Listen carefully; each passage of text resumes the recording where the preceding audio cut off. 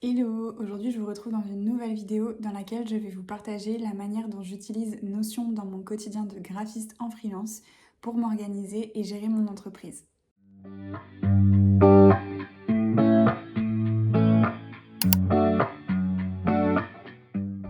Donc j'avais déjà fait une vidéo assez similaire sur ma chaîne il y a un bon moment maintenant, mais la manière dont je m'organise au quotidien a beaucoup évolué et la manière dont j'utilise Notion aussi. Donc je me suis dit qu'il était temps de faire une petite V2 de cette première vidéo. Aujourd'hui, par rapport à la dernière vidéo, je n'utilise plus d'agenda papier, j'utilise essentiellement des outils digitaux qui sont beaucoup plus pratiques pour moi puisqu'ils me permettent de retrouver les informations sur tous mes appareils électroniques. Globalement, j'utilise essentiellement Notion et l'application Calendrier. Pour le moment, je ne me suis pas penchée sur l'utilisation du calendrier Notion. Je ne sais pas comment ça marche, donc pour le moment, ça me convient bien comme ça. Donc dans cette vidéo, je vais vous montrer comment j'utilise ces deux outils pour planifier mes journées et mes semaines, pour gérer mon entreprise, ma communication et le développement de mes nouveaux projets.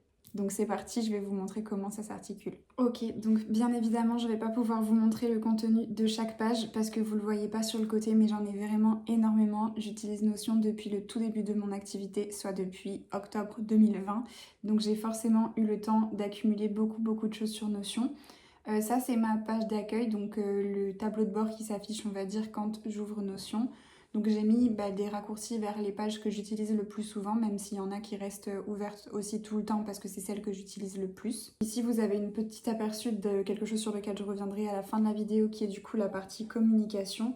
Et ici, on a l'aperçu sur les objectifs que j'ai pour cette semaine, puisqu'on est la semaine 41. Je vais revenir un petit peu après dessus. J'essaye de faire les choses de manière logique et structurée, mais c'est pas évident. Donc en gros, je pense que le premier principe de mon organisation, c'est de faire toutes les semaines des bilans sur les objectifs que j'avais pour pouvoir planifier la semaine prochaine. Ça se passe du coup en partie sur Notion et en partie sur Google Calendar. Donc pour vous montrer un exemple, j'ai pris une semaine qui était il y a un petit moment, mais ce que je fais au début de chaque semaine, c'est que je reprends les objectifs que j'avais la semaine précédente qui découlent de mes objectifs du mois. Donc je mets vraiment la liste de toutes les choses que j'ai à faire avec mes projets clients, mes projets personnels, etc. etc. Et donc ça en général je le fais par exemple le dimanche soir. Et je vais me noter ce que j'ai à faire du coup la semaine suivante. Et donc pour le faire, je fais d'abord le point sur mes projets clients, où j'en suis, ce que j'ai à faire, etc. Et une fois que j'ai fait ça, je vais pouvoir faire la liste des choses que je vais à faire sur cette nouvelle semaine. Il y a des choses qui reviennent de manière hebdomadaire, donc la création de contenu pour les réseaux sociaux, la création et le montage de mes vidéos YouTube. Et Vagalam, c'est le nom de ma newsletter et elle est envoyée une fois par mois, donc au moment où elle doit être envoyée, même chose, elle revient dans la liste des choses à faire. Ces blocs-là, ce sont des blocs synchronisés pour que je puisse les retrouver à différents endroits. Donc sur ma page d'accueil juste ici et aussi dans mes pages bilan du mois, comme c'est le cas en septembre. On a en fait chacune des 4 semaines du mois et à l'intérieur, à chaque fois qu'on rentre, on peut voir les différents objectifs que j'ai sur la semaine et ce qui me permet aussi, quand je suis sur cette vue-là, de potentiellement prendre un objectif et le passer à la semaine suivante si j'ai pas eu le temps de le faire.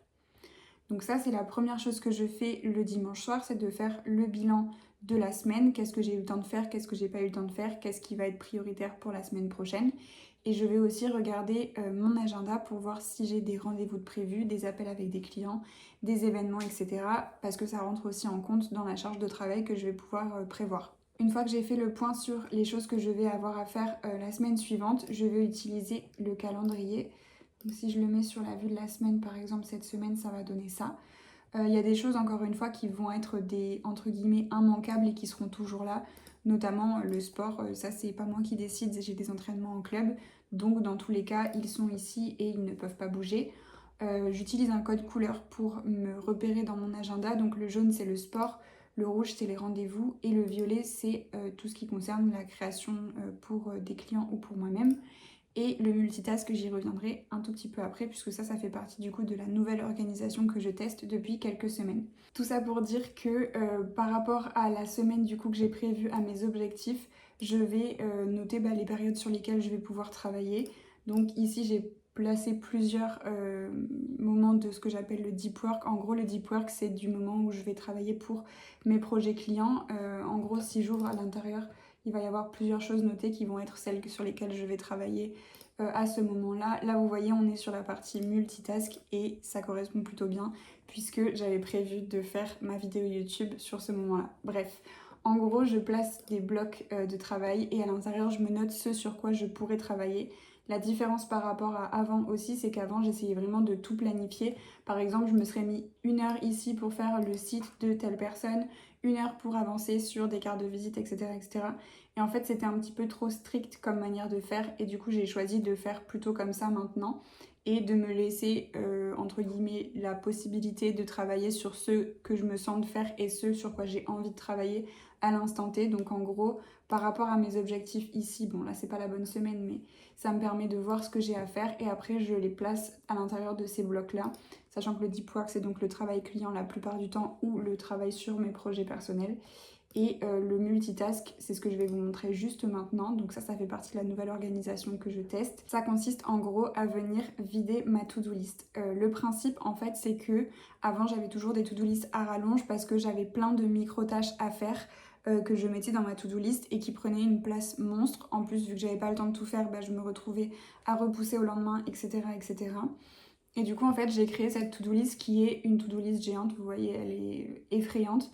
Mais en fait, le principe, c'est que tout simplement, bah, y a des choses qui seront faites plus tard.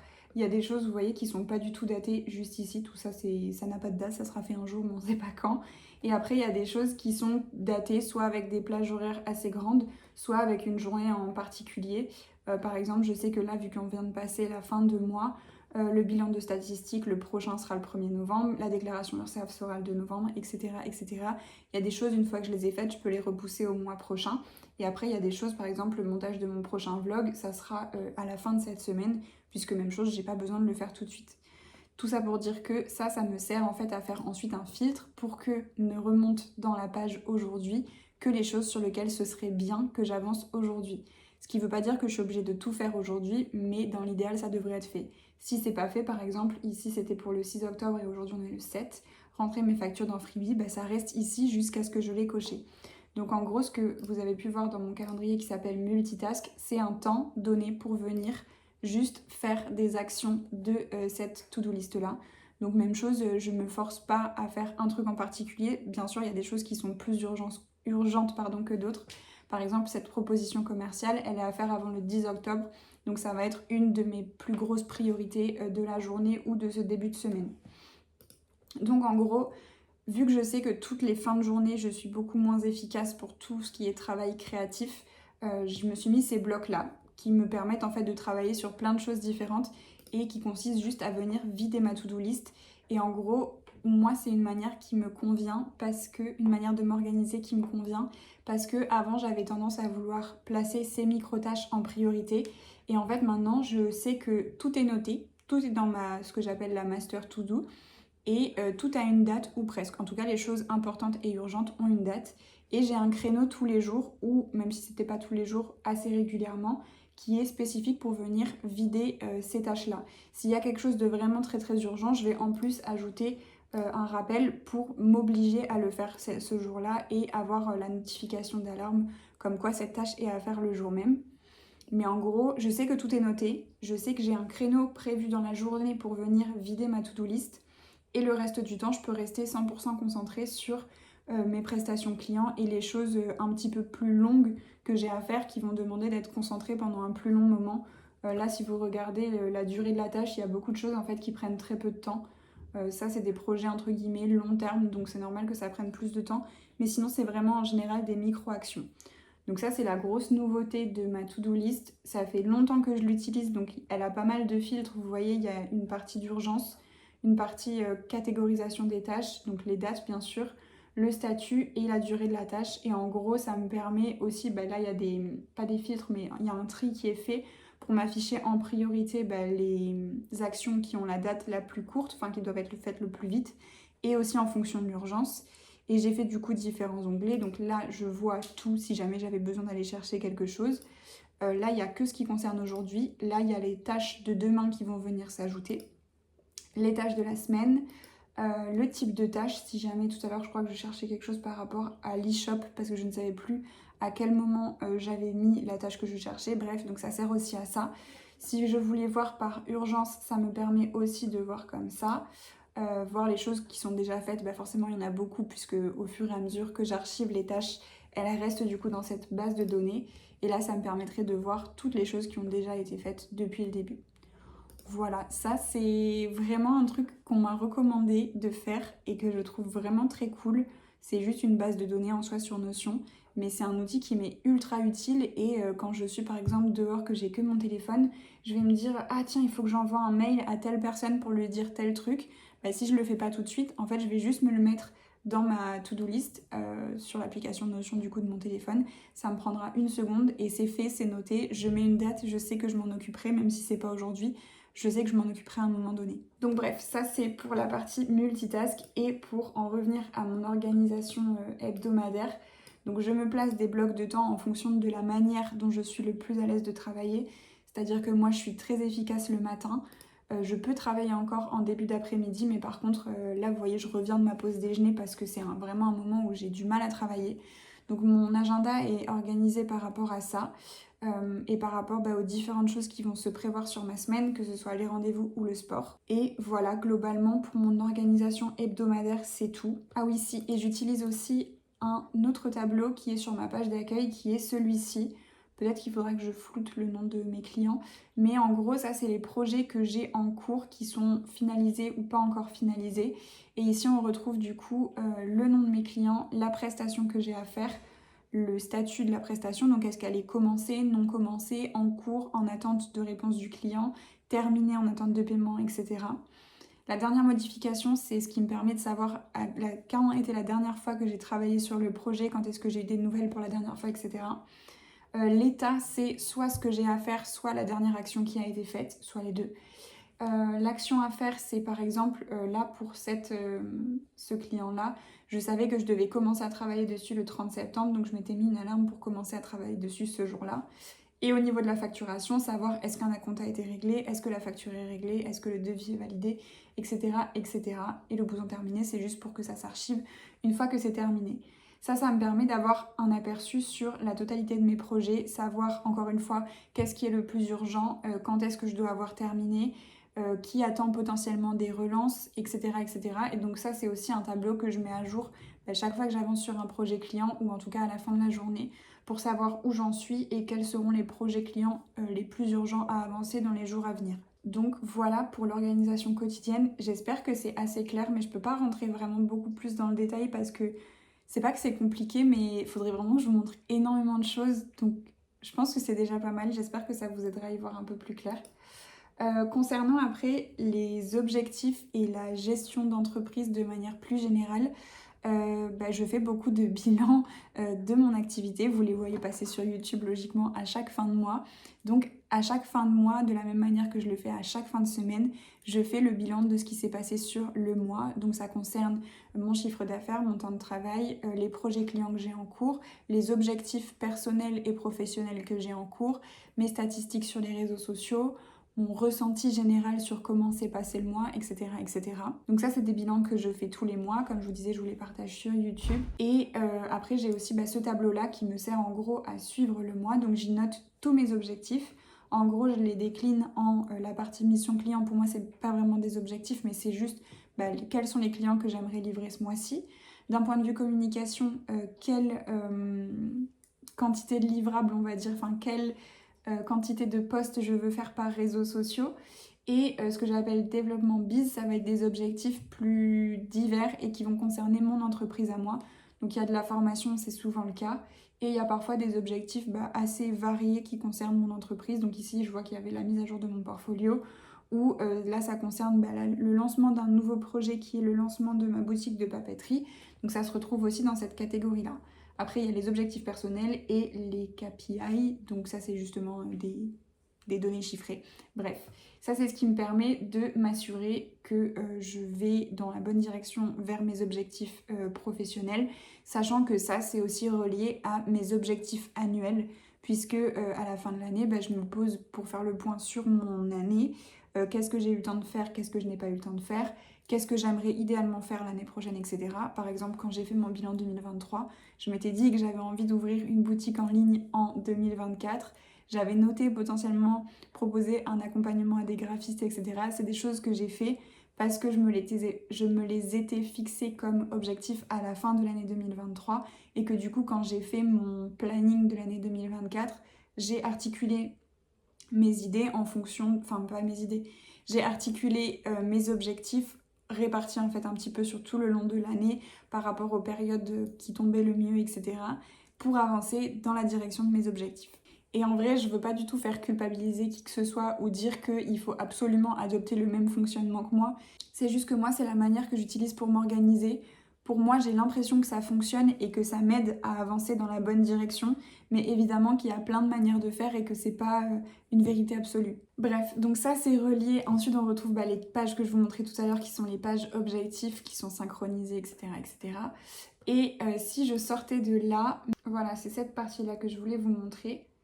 Je ne l'ai pas mis à jour, je pense, depuis un moment, mais en gros, c'est ce que j'ai utilisé pour répartir mes objectifs sur l'année, à savoir que j'en avais forcément plein.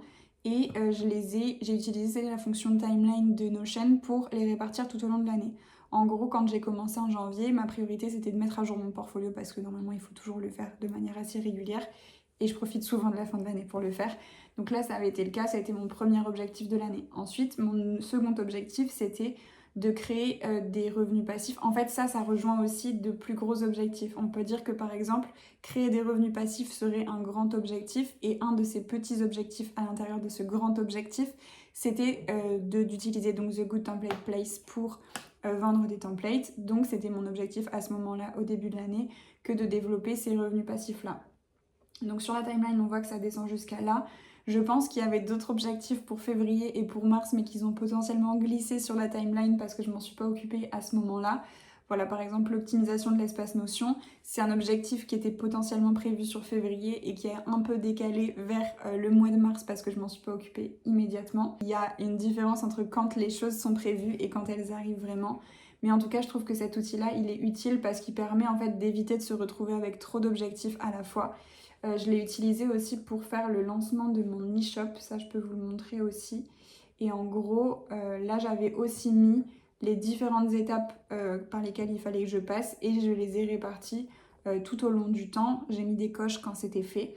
Et on peut voir que du coup, en ce moment, il faudrait que j'ai créé mon mail pro, c'est fait. Défini le thème de la collection numéro 1. Là, ça va être le moment de travailler sur les prix, de finir de créer les produits et je dois avoir bientôt la commande des produits sur la fin de semaine, la semaine prochaine. Bref, tout ça pour dire que la vue timeline est très utile pour éviter d'avoir tout qui tombe en même temps et d'essayer plus de répartir les choses dans le temps. Et c'est du coup ce que j'ai utilisé pour mes objectifs annuels que de déterminer tout ce que j'aimerais faire et ensuite de prendre ma timeline annuelle et de me dire ok, ça je pense que je vais pouvoir le faire entre janvier et février, ça c'est pas du tout une priorité, je pense que je vais plutôt le faire quand j'aurai du temps libre sur l'été, etc., etc. Et du coup de positionner mes différents objectifs tout au long de l'année de cette manière-là. J'ai l'impression que c'est encore une fois hyper pas clair, mais j'espère que ça l'est un minimum. Tout ça pour dire que ma manière du coup de gérer mes projets, c'est principalement de faire des bilans mensuels parce que ça me permet de me rendre compte de comment j'ai avancé, est-ce que j'ai atteint les objectifs que je m'étais fixés et aussi que en fait quand je fixe mes objectifs du mois, je me réfère forcément à mes objectifs annuels pour m'assurer que mes objectifs mensuels me permettent d'avancer vers mes objectifs annuels. Et la dernière chose que je voulais vous montrer, mais ça va aller très vite, c'est la partie communication. Ça, c'est un template que j'avais dû récupérer dans une formation qui est franchement hyper bien construit. Et moi, je n'y suis pas pour grand chose dans la construction de ce template-là, mais je le trouve hyper bien fait. J'en utilise peut-être que 20%, mais en tout cas, c'est très très pratique. Donc en gros, la manière dont dans l'idéal il faudrait que je l'utilise, c'est que ici, voilà, j'ai plein d'idées de contenu en vrac que j'ai juste noté comme ça dans une note. La même chose pour les Reels. Une fois que j'ai noté ces idées de contenu, je suis censée venir ensuite les placer dans chacune de ces catégories-là selon le réseau social sur lequel cette idée va aller. Donc là, on a encore beaucoup d'autres idées.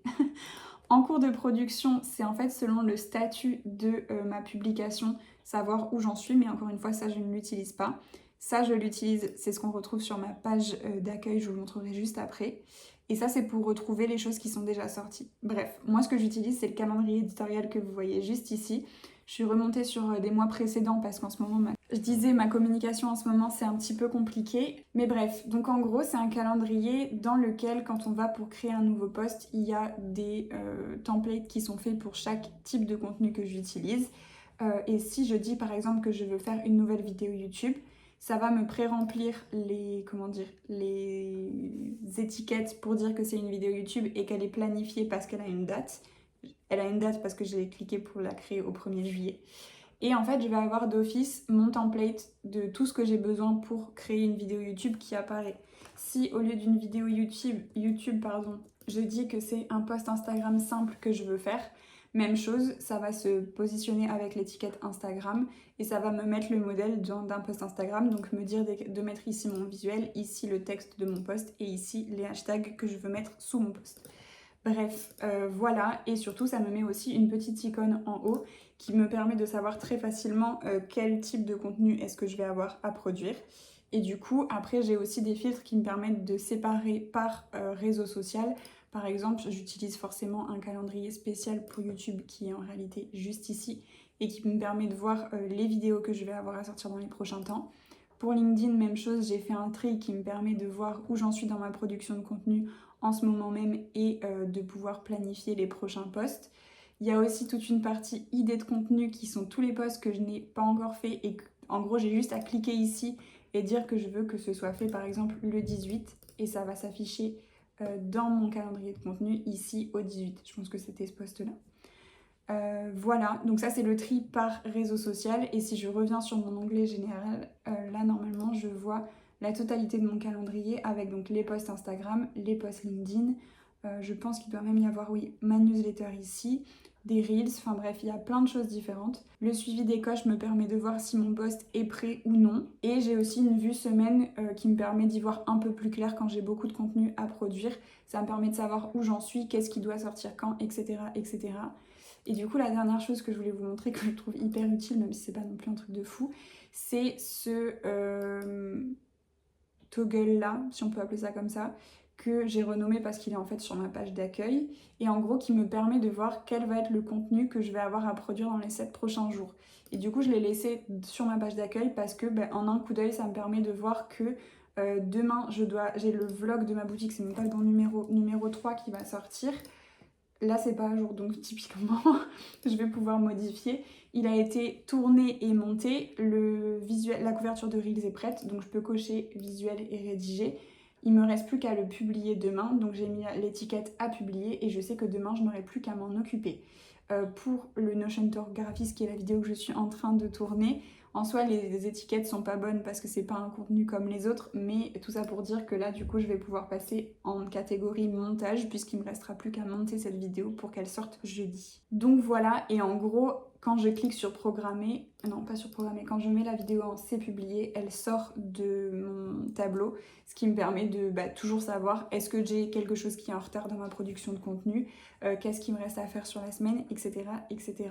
Voilà, je pense que je vous ai à peu près tout dit sur le sujet de mon organisation sur Notion et sur calendrier. J'espère avoir balayé le plus de choses possible, vous avoir le mieux expliqué possible la manière dont je m'organise au quotidien et de manière générale. Si vous avez des questions ou que ce n'est pas clair, n'hésitez pas à me poser des questions en commentaire, j'essaierai de vous répondre ou de vous montrer en vous faisant des petites vidéos, etc. Bref, n'hésitez pas à me poser des questions si vous en avez. Je suis évidemment pas une spécialiste ni de l'organisation ni de Notion, donc je vous partage juste moi ma manière de faire, mais comme je vous disais, il n'y a pas de vérité universelle, il y a probablement des manières peut-être plus efficaces, ou en tout cas surtout, il n'y a pas de vérité absolue dans le sens où on a tous des manières de s'organiser qui sont différentes, on a tous des manières de faire qui sont différentes. Et c'est le plus important en fait, c'est de trouver la manière qui convient à chacun et pas de faire comme font les autres parce que on trouve que ça a l'air bien. Le plus important c'est que ça corresponde vraiment à comment on a envie et besoin de faire les choses. Notion peut être un outil qui est un peu intimidant au premier abord, qui paraît compliqué à utiliser, difficile et long à prendre en main, mais c'est vraiment je pense un coup à prendre et derrière c'est très très fluide. Et moi je m'en sers comme beaucoup de monde pour absolument tout aujourd'hui. D'ailleurs si Notion disparaissait, je pense que j'aurais vraiment des sueurs froides à l'idée de tous les contenus et toutes les informations qui disparaîtraient avec Notion. C'est assez inquiétant mais bref, n'y pensons pas.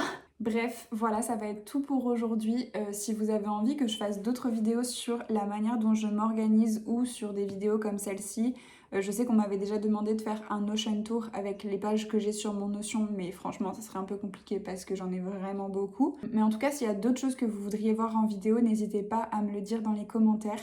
Pensez aussi à vous abonner pour ne pas louper les prochaines vidéos qui sortiront sur la chaîne et à mettre un like sous la vidéo si le contenu vous a plu ou qu'il vous a été utile. En tout cas, je vous remercie d'avoir regardé cette vidéo jusqu'au bout. Je vous souhaite de passer une très belle journée et je vous dis à très bientôt. Ciao!